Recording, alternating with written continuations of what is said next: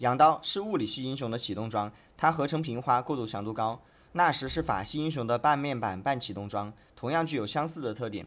单就装备本身来说，不考虑某个英雄刚需或自带启动面板等属性，羊刀至于合成条件苛刻、过渡强度低的死亡之刃，纳什至于帽子，你觉得谁的成型强度会更高？或者更直白一点，把它们放在一个完全不与攻速面板冲突的对应的法系物理 C 位身上，谁在合理的输出时间内打出来的伤害会更多？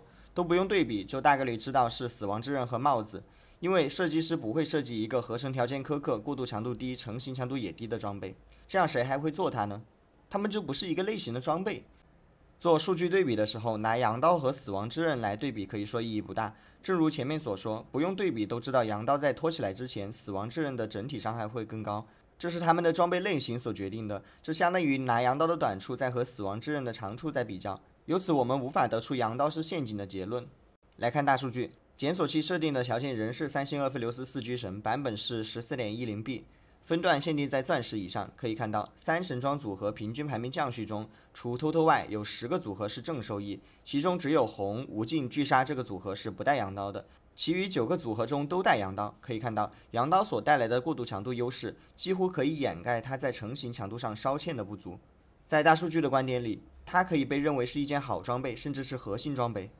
到这里，这期视频要得出的真正重要的结论是什么呢？是说厄斐琉斯出羊刀，还是厄斐琉斯不出羊刀吗？是想表达死亡之刃比羊刀好的结论有问题吗？当然都不是。结论是在你需要过渡的时候，在你判断你应该赢下这一回合的时候，先把能用的装备合了。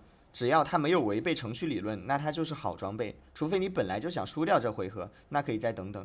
你知道的，一样是奥恩神器。马上能拥有，它就是金色强化；要等8个回合，它就是白色强化。你放在备战席的散件正在慢慢贬值。如果硬要给厄斐琉斯的出装下个结论，已有红 buff 和无尽的情况下，第3件是羊刀还是死亡之刃？那我会说，如果我自带幸运潘多拉，在2-1的时候我会和羊刀，在4-2的时候我会和死亡之刃。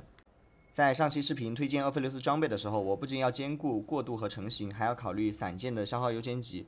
厄斐琉斯第1件推荐羊刀，是因为它消化了物理系阵容不喜欢的大棒，并且在大数据上是被接受的装备。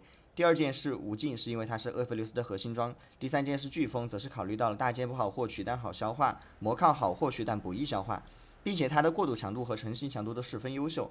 我第3件不贴死亡之刃，你也知道2把大件掉地上是要合死亡之刃的。那我再在这里贴它还有什么意义呢？就像如果我要交一套阵容的8级构筑，会尽量避免出现5费卡一样。如果我告诉你什么东西是最理想的，成型就吃，那一定是3星5费。感谢观看，我们下期再见。